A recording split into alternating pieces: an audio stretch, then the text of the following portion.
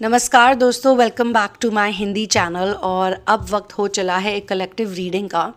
और इस वक्त जो पॉइंट बहुत ज़्यादा पॉप आउट हो रहा है वो ये है कि आप में से कुछ लोग थोड़े परेशान हैं, तो मैं चाहती हूँ कि आपकी परेशानी को थोड़ा हल किया जाए। और इस चैनलिंग के एंड तक, इस वीडियो के एंड तक होपफुली आप अपनी एनर्जी में वापस आ जाएं और आपको रियलाइज़ होए कि जो भी है सब कुछ सही है। क्योंकि ये जो दिक्कत आपको आ रही है ये शायद नो कॉन्टैक्ट की वजह से आ रही है, या फिर ये आपको कुछ ऐसे भाव और इमोशंस की वजह से आ रही है।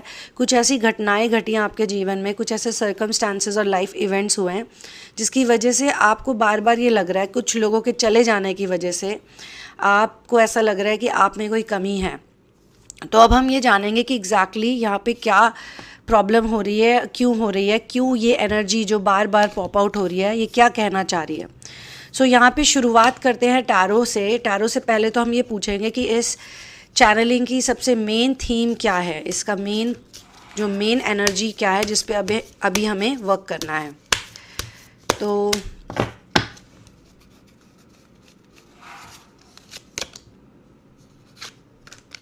क्वीन ऑफ कप्स का जो नेचर है वो इसेंशियली इमोशनल और सेंसिटिव नेचर होता है। और इस वक्त जो मुझे सबसे ज़्यादा स्ट्रॉन्ग एनर्जी फील हो रही है वो यही हो रही है कि जिसकी भी मैं रीडिंग कर रही हूँ, जिसकी भी वजह से आज इस कलेक्टिव को ये मैसेज मिल रहा है, वो बहुत ही इमोशनल, सेंसिटिव, बहुत ही फीलिंग्स वाला व्यक्ति है। ये एनर्जी किसी भी जेंडर में हो सकती है, इसका कार्ड के जेंडर से कोई लेना देना नहीं है। आप ज़रा गौर से देखिए इनकी जो बैठने का तरीका है, जो भाव है। और साथ में क्वीन ऑफ कप्स बहुत अफेक्शनेट भी है, ठीक है। तो जिसका भी मैं अभी एनर्जी रीडिंग कर रही हूँ वो बहुत अफेक्शनेट पर्सन है, उनके अंदर प्रेम का भाव बहुत ज़्यादा है। ख़ास तौर से अपने पार्टनर, अपने व्यक्ति या जो भी इनकी लाइफ में मैटर करते हैं, इनकी फैमिली, जिससे भी ये क्लोज होते हैं, ये उसके सामने बहुत ज़्यादा इमोशनली ओपन होते हैं, बहुत ज़्यादा उनको प्यार दिखाते हैं, बहुत ज़्यादा उनसे कनेक्टेड हो जाते हैं। लेकिन ओपन नेचर होने के बावजूद भी क्वीन ऑफ कप्स की एनर्जी ऐसी कि वो थोड़े से, आप कह सकते हैं, पैसिव रहते हैं। पैसिव यानी कि वो इतना खुल के प्रदर्शन नहीं कर पाते अपने जज्बातों का, अपने फीलिंग्स का, काफ़ी बातों को अपने मन में दबा के रखते हैं। तो अगर आप पुरुष हैं और आप ये चैनलिंग देख रहे हैं तो आपको ये कहीं ना कहीं ये बताया जा रहा है कि हो सकता है अपने जेंडर की वजह से आप एक पैसिव फॉर्म में रहते हैं, आप अपने आप को ज़्यादा इमोट नहीं करते, ज़्यादा अपने बारे में बताते नहीं हैं, जिसकी वजह से कई दफ़े ऐसा होता है कि आपको खुद को गिल्ट फील होता है। आपको ऐसा लगता है कि यार क्या ये गलत है। एक गिल्ट और रिग्रेट की भावना आती है कभी कभी आपके अंदर कि मैंने काश एक्सप्रेस किया होता या मैंने ऐसा बोला होता। तो ये तो आपका नेचर है। इस पॉइंट पे भी मैं आऊँगी, क्योंकि चलो अभी ही बता देती हूँ कि मेन फीलिंग जो होती है वो इंसान के अंदर होती है। अगर अंतर मन में ये थॉट है कि नहीं मैं सही नहीं हूँ या मेरे में कुछ प्रॉब्लम है, तो वो बाहर वालों को भी दिखाई देती है, ठीक है। तो आपको इसको नहीं फील करना है। और अगर आप एक फ़ीमेल ही हो तब भी आपको हो सकता है, लगता हो कि आप कुछ ज़्यादा ही बोल देते हो, ज़्यादा ही इमोशनल हो, आप उसी चीज़ को कोस रहे हो जो आपका एक इमोशनल एस्पेक्ट है, ठीक है। तो ये इस चैनलिंग की थीम दिखाई जा रही है। सबसे पहला कार्ड तो मुझे यही दिखाया गया है। और दूसरा कार्ड है, देखिए, एक घायल व्यक्ति, 10 ऑफ स्वॉर्ड्स। अब ये जो कार्ड है इसमें फियर की एनर्जी बहुत स्ट्रांग है। आप जो भी कोई व्यक्ति है इस वक्त आप अपने फियर की वजह से बहुत पैरालाइज्ड हैं और आप फ्यूचर में जाके चीज़ें कर रहे हैं और अपने प्रेजेंट को ध्यान में नहीं ला रहे हैं। ऐसा मुझे इंट्यूटिव रीडिंग के थ्रू भी फील हो रहा है। यानी कि आपके मन में ऐसे बहुत से डायलॉग्स चल रहे हैं इस वक्त, बहुत सी बातें चल रही हैं, आप अपने आप से बातें कर रहे हो बार बार। आप ऐसा लग रहा है कि अपनी इमेजिनेशन में किसी को कन्विंस कर रहे हो और फिर आप खुद ही सोच रहे हो कि यार मैं किसे कन्विंस कर रही हूँ या कर रहा हूँ, क्या किससे बात करने की कोशिश कर रहा हूँ या कर रही हूँ, क्योंकि आपके मन में इतना दुख है और आप बहुत पैरालाइज फील कर रहे हो। आपको ऐसा लग रहा है आप मूव ही नहीं कर सकते हो। इस कार्ड को देख के मुझे महाभारत के भीष्म पितामह भी याद आते हैं, क्योंकि हम इंडियन सब कॉन्टिनेंट से हैं। तो मैंने वो जो उनकी एक छवि थी महाभारत के युद्ध में, जब उनको तीरों की शैया पे लेटा दिया था, और वैसे तो उनके पास इच्छा मृत्यु का वरदान था, लेकिन वो जा भी नहीं पा रहे थे, ना वो युद्ध कर पा रहे थे। और यही प्लान था कि किसी भी तरीके से भीष्म पितामह को इस सिचुएशन में ले जाएं कि वो युद्ध ही ना कर पाएँ, क्योंकि उनको तो कोई मारना नहीं चाहता था, उनकी कोई डेथ नहीं करना चाहता था। वो खुद अपनी लाइफ छोड़ सकते थे, उनके पास वो गिफ्ट था, वो पावर था जो बहुत ही कम लोगों के पास होता है। वो वरदान था उनके पास। तो उनको एक ऐसी सिचुएशन में डाल दिया कि उनका शरीर जो था वो बिल्कुल आउट ऑफ कंट्रोल हो गया। लेकिन हो सकता है उसी समय भीष्म पितामह ने भी लेटे लेटे बहुत सी ऐसी चीज़ों को फील किया होगा, बहुत से ऐसे इमोशंस को फील किया होगा, और इवेंचुअली उन्होंने अपना शरीर त्याग दिया था एक समय के बाद, राइट। इसे एक एग्जाम्पल के तौर पे लीजिएगा, एक सिंबॉलिक एग्जाम्पल के तौर पे लीजिएगा कि जिन चीज़ों को हम कंट्रोल नहीं कर सकते हैं इस वक्त, हमें उन चीज़ों पे ध्यान नहीं देना चाहिए हमको, बल्कि उन चीज़ों पे ध्यान देना चाहिए जो हमारे हाथ में, जो हमारे कंट्रोल में। क्योंकि अगर हम उस फ्यूचर थॉट में ज़्यादा रोल करेंगे तो वो हमें बहुत ज़्यादा टॉर्चर करेगा और तड़पाएगा और तंग करेगा, और हम आगे नहीं बढ़ पाएंगे। हम इस मोमेंट में, इस घड़ी में जो अपना बेस्ट दे सकते हैं, जो अपना बेस्ट कर सकते हैं, और साथ में ऊपर वाले के साथ, अपने मास्टर के साथ, सोर्स के साथ जुड़े रहिए, बार बार उनसे मदद मांगिए, और मन में ये भी सोचिए कि वो मेरे साथ है ना, तो मेरे साथ कुछ भी बुरा नहीं हो सकता, वो तो मेरे साथ है ना। क्योंकि अपने इमोशनल वर्ल्ड में और अपने मेंटल वर्ल्ड में तो वो आपके साथ है, ये आप ही के ऊपर है सोचना कि वो मेरे साथ हैं। हो सकता है आपने अपने जीवन में पहले भी बहुत चीज़ें करी हों पर आप पे कोई असर ना हो, लेकिन इस वक्त कहीं ना कहीं आपका थॉट शायद डगमगाया, आपका थॉट डामाडोल हुआ, आपको ऐसा लगा कि नहीं, हो सकता है वो आपके साथ नहीं है। ये माया है, ये सारे इल्यूजन्स हैं।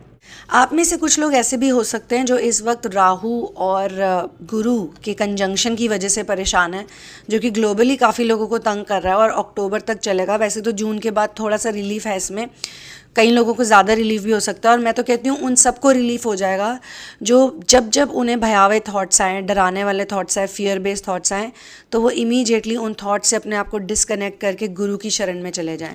क्योंकि गुरु और माया का ये कंजंक्शन है, मतलब गुरु सत्य है और माया झूठ है।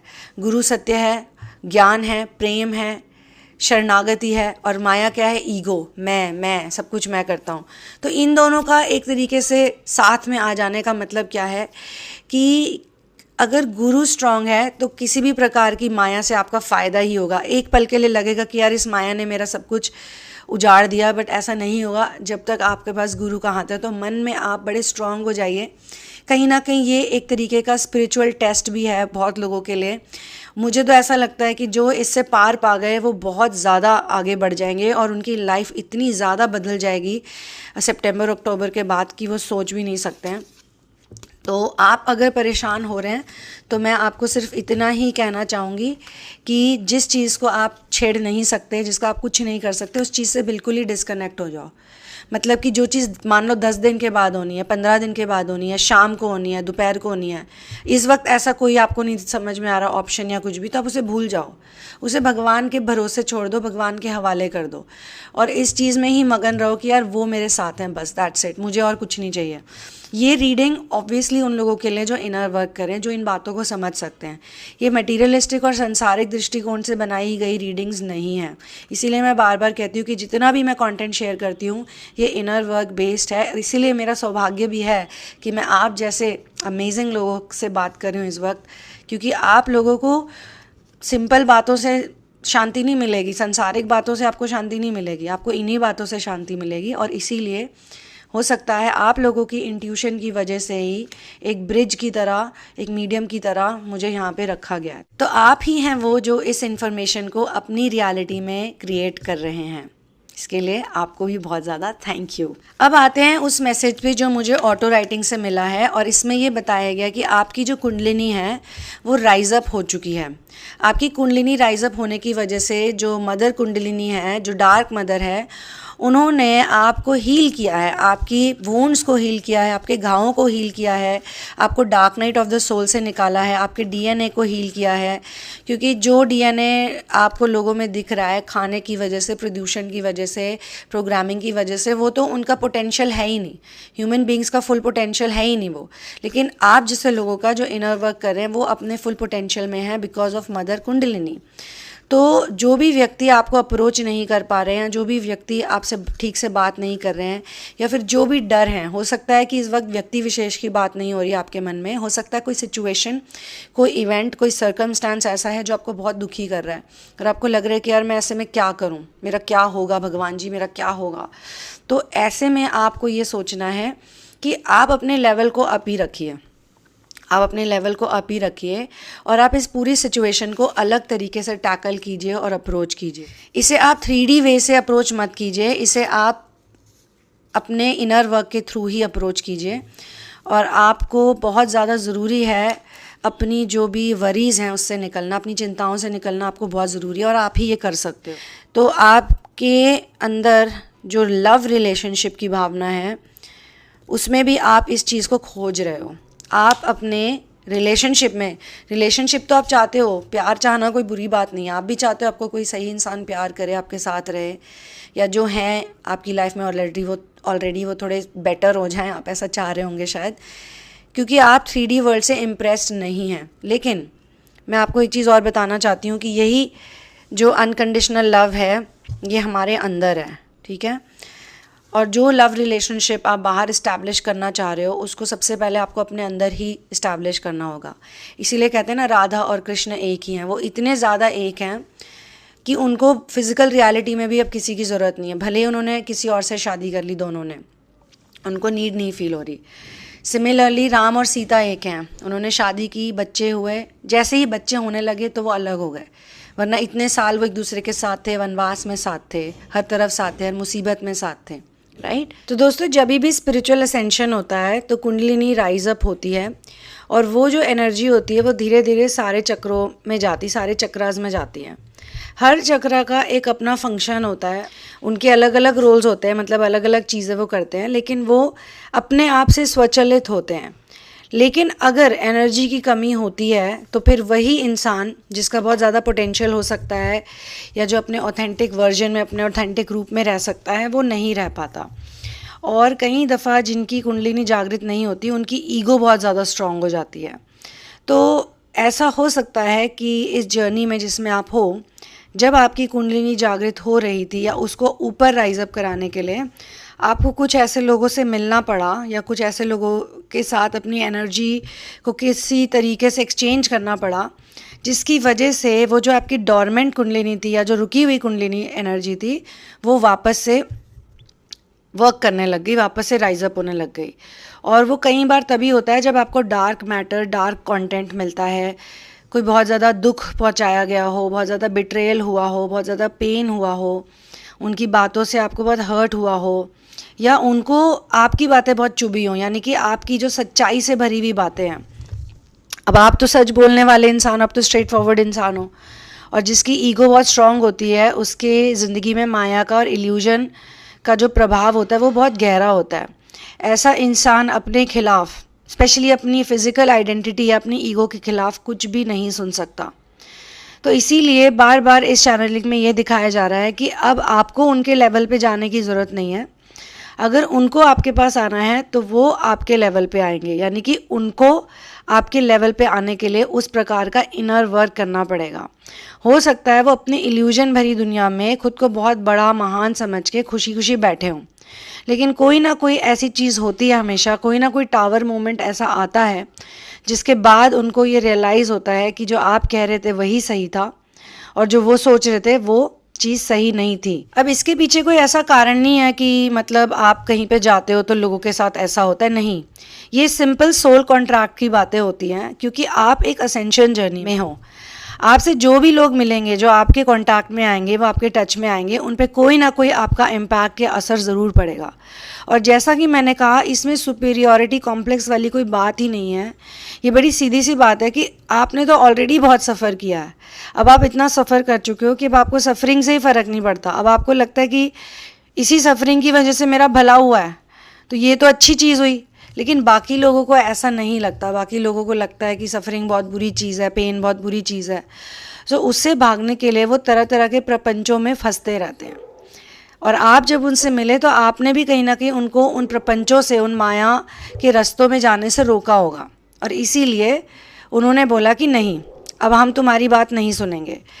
तो आपकी उनके साथ कोई अटैचमेंट हुई, जिस अटैचमेंट के बाद उन्होंने आपको नकार दिया या आपको हटा दिया अपनी ज़िंदगी से, या आपके साथ अच्छा नहीं किया, आपके साथ बुरा किया। भगवान ने जब आपको इस पोजीशन में डाला है तो उन्होंने आपका भलाई किया है। कई लोग ये कहते हैं कि मेरे साथ भगवान ने बुरा किया है, लेकिन अगर कभी आप ध्यान से सोचोगे तो भगवान कभी किसी के साथ बुरा करते ही नहीं। जो लोग इनर वर्क के फील्ड में होते हैं उनके साथ तो बल्कि ऐसा भी होता है कि वो कोई सवाल पूछते हैं, कुछ सोच रहे होते हैं और उनके सामने जवाब उसी दिन आ जाता है। ऐसा मुझे भी मेरी कितनी चैनलिंग्स में कमेंट्स में लोगों ने लिखा है कि आज सुबह हम ये बात सोच रहे थे या कुछ देर पहले हम ये सोच रहे थे या तुमने 3 घंटे लगा दिए और ये चैनलिंग प्रस्तुत हो गई। तो ये जो चैनलिंग्स हैं ये भी तो इंट्यूशन के द्वारा ही होती है ना, ये भी तो गाइडेड होती हैं सारी की सारी। इसीलिए मैंने कहा मैं सिर्फ माध्यम हूँ, असली इंट्यूशन के द्वारा कंटेंट क्रिएट करने वाले तो आप लोग ही हैं। तो अगर भगवान ने आपको इस पोजीशन में डाला है ना, तो इसका मतलब उनकी कोई कृपा हो रही है आप पे, बहुत बढ़िया हो रहा है आपके साथ, क्योंकि यहाँ पे आप रहोगे तभी आपको आगे रियलाइज़ होगा धीरे धीरे कि कुछ भी ख़राब हो नहीं सकता। क्योंकि ये देखिए ये कार्ड आया है, यानी कि यहाँ से ये इल्यूजन की वजह से दिख रहा है पर रियलिटी ये है, दिस इज़ द रियलिटी, आपकी रियलिटी ये है। तो इस एनर्जी में देखिए कितना मैजिक भरा है, कितनी सिंक्रोनिसिटी है, कितना इंडिपेंडेंट है ये व्यक्ति, ये महिला। वैसे तो फेमिनिन एनर्जी है, लेकिन फेमिनिन एनर्जी भी तो यही लोगों को दिखा रही है ना कि वो शक्ति है, वो ऊर्जा है।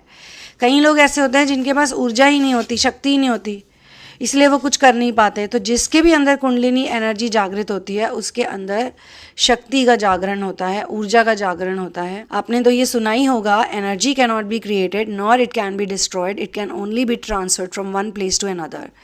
तो आपके अंदर जो एनर्जी है ना तो वो क्रिएट हो सकती है ना वो डिस्ट्रॉय हो सकती है, लेकिन अगर वो एक लोअर फॉर्म में है तो वो एक हायर फॉर्म में ट्रांसफ़र हो सकती है।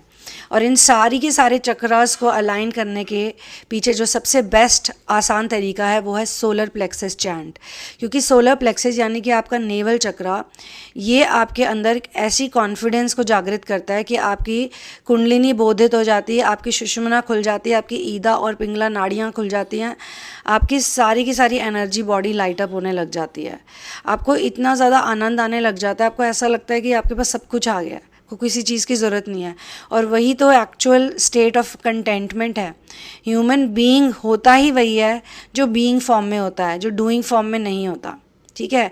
और सोलर प्लेक्सस का जो एक इंग्लिश में मैसेज आता है, मैं करता हूँ यानी कि डूअरशिप, तो वो आप नहीं हो, डूअरशिप उनकी है, वो करते हैं फिर सब कुछ। वो कहते हैं कि मैं तुम्हारे लिए सब करता हूँ, तुम आराम से बैठो, तुम इसी एनर्जी में रहो, यू नो। सो तो आपका जो एनर्जेटिक पैटर्न है वो परमानेंटली चेंज हो गया है। ये देखिए, your energetic pattern has and frequency has changed and they need to level up to be around you. इसी नोट पे मैं इस चैनल को क्लोज करती हूँ दोस्तों। You can get a personal session with me. Information सारी की सारी डिस्क्रिप्शन बॉक्स में नीचे है। जो मुझसे बार बार पूछ रहे कि मैं आपके साथ सेशन कैसे करूं, तो मैंने जैसा कि हर सेशन में बताया है कि डिस्क्रिप्शन बॉक्स में सारी इन्फॉर्मेशन है। जो फ़ीस है वो USD में है। इसके पीछे रीज़न ये है कि मेरे जो वीडियोज़ हैं वो पूरे वर्ल्ड में लोग देखते हैं, अलग अलग जगहों में ग्लोबल ऑडियंस उसे देखती है। तो वहाँ के लोग जो होते हैं वो पेपैल यूज़ करते हैं ज़्यादातर। पेपैल जो है वो USD में चलता है। अगर आप इंडिया से हैं तो आप गूगल पे और पेटीएम यूज़ कर सकते हैं। उसके लिए आपको जो भी फ़ी है उसको गूगल में जाके कन्वर्ट करनी पड़ेगी USD टू INR में। अगर आप इंडियन सब कॉन्टिनेंट्स हैं तो आपको डिस्काउंट भी मिल सकता है, क्योंकि जो फ़ीस पेपैल की बाहर के लोग देते हैं और जो मुझे भी देनी पड़ती है वो आपकी टोटल फ़ी में से डिडक्ट हो सकती है।